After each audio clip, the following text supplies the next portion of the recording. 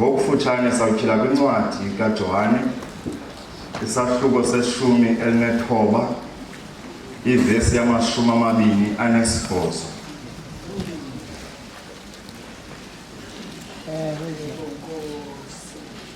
Sisemnqamlezweni. We go. Sayifunda ke nasebeyifumene. Emveni koko uYesu esazi ukuba izinto sezifezekile ukuze sifezeke isibhalo, wathi Ndinxaniwe. Ngamazwi esihlanu okanye lilizwi lesihlanu uYesu alithetha ekule meko yasemnqamlezweni. Olunqano kuthethwa ngalo apha asilulo unqano lwasekuqaleni, kodwa lunqano lwasekugqibeleni. Uba sithetha ngonqano lwasekuqaleni, sizawuthi uYesu wayenqanelwe imiphefumlo, sibe siqhubekeka ngokuthetha nonqano lwasekuqaleni. Kodwa kule ndawo kuthethwa ngonqano olusekugqibeleni. Unqano olusekuqaleni lo lwathi uYesu ekwikomkhulu lobukumkani evethe ingubo yobukumkani, uyise uThixo ebona ubuze nenyikitha yokufa emhlabeni, xa ekhangela uba ngubani na onosiyeka ababekhona ebukumkanini ngelo xesha bajonga intloko phantsi. Kwashiyeka unyana ekuphela kozelweyo, inguye owili ukukhulula ingubo yobukhosi. Uyikhulula eqhutywa lunqano lokuqala, unqano lokuhlangula bonke abatshabalalayo emhlabeni. Wayihluba ingubo yobukhosi, eyiphethe iplani eyinikiwe nguyise uThixo, iplani ebonwe nguye noyise. Abakhona ebukhosini noma ikhona into abayivileyo kodwa bayibonanga iplani. Xa ephuma esiza ezantsi emhlabeni, abasebukumkanini beva uba ukhona ophumileyo.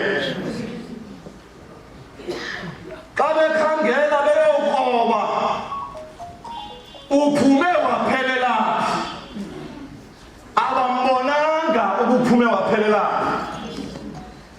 Bashiyeka bemmangalisekile oba sibonile ngenene ukhona into ophumileyo esiya emhlabeni elodala uxolo kwizizwe ezitshabalalayo.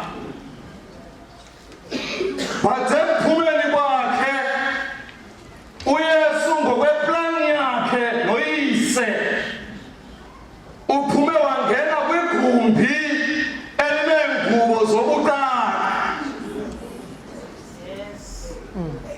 Bathi besexakiwe abasebukumkanini uba wehle waphelela phi, kanti uYesu ngene wohlala kwigumbi elineengubo zobuqala.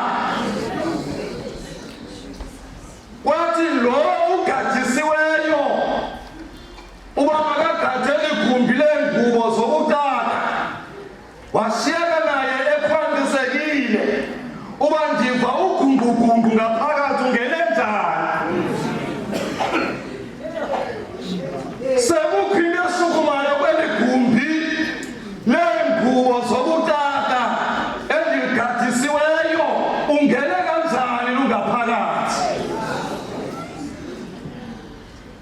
until kwehla ingelosi yaya kuye yathi ngikumbise lelakho lisagadiswe wena eyoba lo ungaphakathi unxibayo ungene kanjani yiplani yakhe noyise wena okwakho londoloze ligumbi naxa ezawuphuma lo uzonxiba iingubo zokutaka naye uthathele kuwe uYesu wenza into okanye wasibonisa into yokuqala okanye yokugqibela ekuqaleni kanti uthi uyakwazi ungena ngaphakathi emntwini but kwesi sihlandlo ungena ezomnxiba iingubo zokutaka yonke le nto uYesu yenze eqhutywa lunqano lokuqala kule ndawo sikuyo namhlanje uYesu ukhalima okanye ukhala ngonqano lokugqibela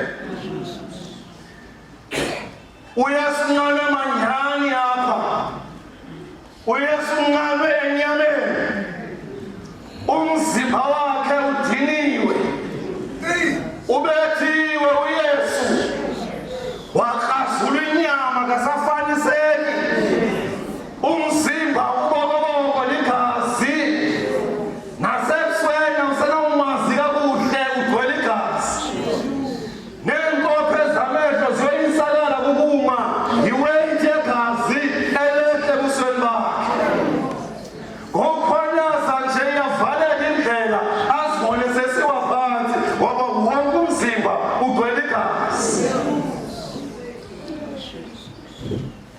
ebokwenjalo enamanxeba amatsha wathwalisa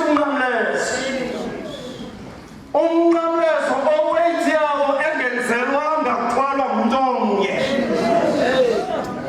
namntu umntu obethiweyo namntu umntu odiniweyo umntu ozela amanxeba bathe bebethetha kule ndawo bathi umnqamlezo ongenziwanga kakuhle uba wakhe waliva ikhunanyana likuhlaba phakathi kozipho nenyama uyeka ngaloo nto uyenza ukhangela isipeliti noba inaliti ukhuphe elitrangu livayo uYesu umzimba ubokoboko uthwele umnqamlezo ongenziwanga kakuhle uthwele umnqamlezo ntlakantaka emzimbeni onamanxeba endleleni uyathukwa endleleni uyanyeliswa endleleni ubekwa amabala uqhutywa njengenkomo etalithokhwe ngalo lonke elo xesha uthwele umnqamlezo imvana kathixo ayithethi isindwa kulo mnqamlezo iwe phantsi iphinde iphakame iqonde endleleni uqhutywa lunqano lwasekugqibeleni apha endleleni eya ekubethelelweni kwakhe bakhona abaneziselo ezixutyiweyo abamane bemofarisha zona inkosi yamakhosi izale ngoba yayisazi ubana ezi zinto zixutyiweyo zezokuthibaza iintlungu lithi ibhayibhile uthe enye seyirhabule wabuya wayithufa ngoba wakhumbula into enye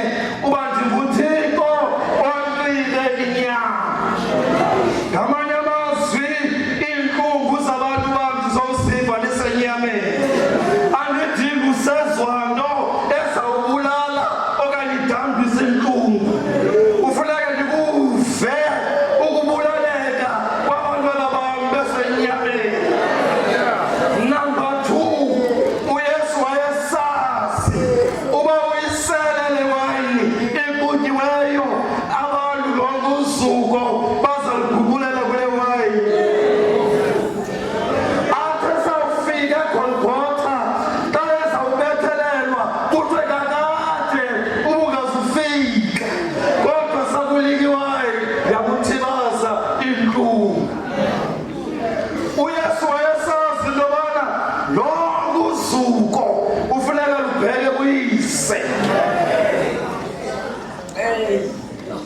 Endleleni yadiniwe uqala umnqamlezo, uyabethwa, uyathukwa, uyanyeliswa, lufike unqamo. Kodwa luthi lawufika akhumbule kusekho abantu abaphila phansi kwegazi etshabalalayo, aphinde belabantu Yesu abheke phambili. Lithi lawufika unjalo aphinde akhumbule Yesu uselabantu abaqobeleke ezintandleni, aphinde ahambe Yesu.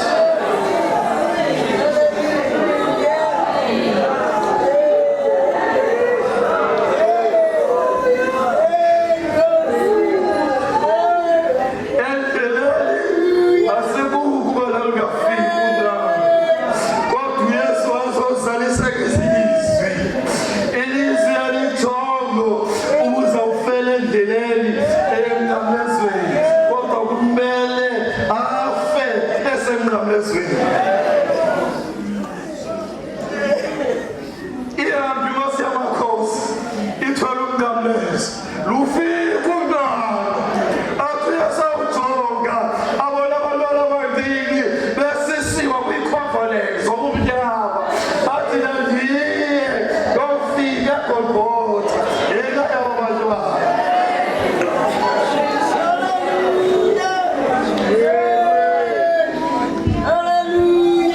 Usendleleni ubethelele, uphethe umnqamlezo omkhulu, umnqamlezo ongenziwanga kakuhle, uyabethwa, uyathuka usendleleni. Imvana kaThixo iwuthwele lo mnqamlezo. Haleluya. Every time kufika unqalo akhumbule usela abantu abasesebumnyameni, usela abantu abangakafikelwa licebo likaThixo, anyamezele uYesu ngoba ufuna uyawufika kule ndawo ilizwi lathi uyawufela kuyo.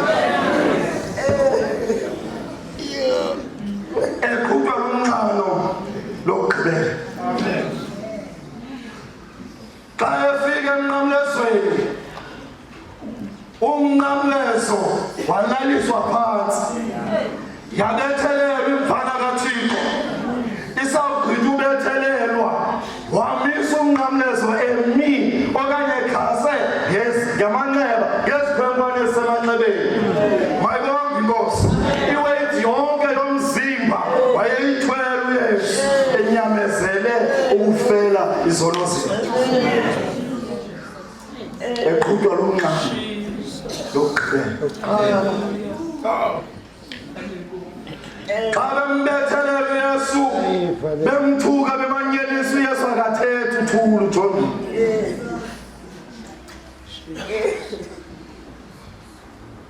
Haleluya. Uthe sakuzaliseka isibhalo, lithi iBhayibhile esazi uba zonke izinto sifezekile, ukuze kufezeke isibhalo. Yaphongoloza inkosi yamakhosi, yathi Ndinxaniwe ngenxa yokuyazibona zonke izinto zenzekile. Haleluya. Bathi ukukhala kwakhe kuphithe abantu ababephambi kwakhe. Mayibonke inkosi, kodwa kwavakala kwinkomkhulu.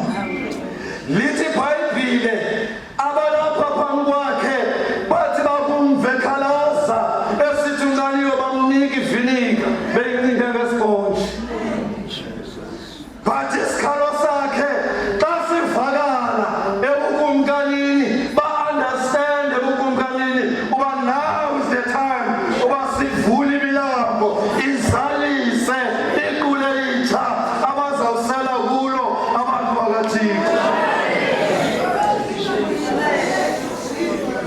Kwikomkhulu lobukumkani sa-understandwa isikhalo sikaYesu. Wathi now is the time uba sizalise eli qula litsha lizovulelwa zonke iintlanga uba zisele kulo.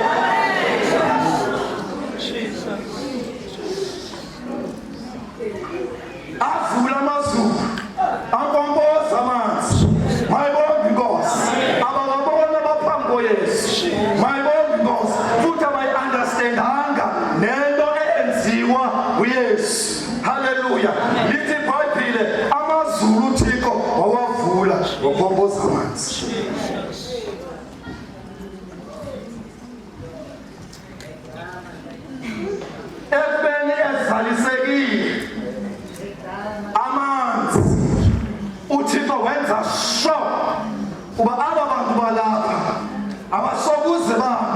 bawo bengakubonanga ukuzala kweliqula litsha.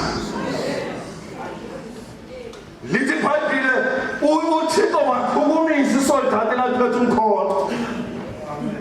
Wathi kulo malihlale ephangweni likaYesu.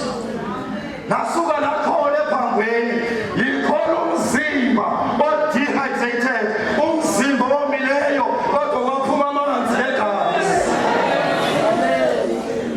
Nalapho bayi-understand until ichaphaza legazi lachaphazela komnye ongaboniyo sathola inkululo. Iphelele lento, ayishoti lento, yeyethu lento, yenzelwe thina, esazi ukuba zonke izinto sifezekile ukuze kuzaliseke isibhalo wathi Ndinxaniwe. Insindiso yethu le, yeyethu le. Asisaxhomekekanga kumagazi ebhokhwe, ukhona wasifelayo. Ukhona wabethwayo, ukhona wanqanwayo, enyanela ukuhlangula thina. Yeyethu lento. Bayidelela insindiso, noma usemncinci noma umdala, ukhona owabulalekayo, ebulalekela lento.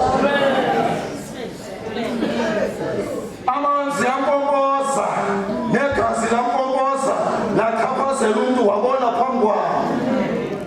Ndiyabulela bazange liphele lapho, kwafika nabazali bam bafika basela kula manzi. Abazali babazali babo bafika basela kula manzi.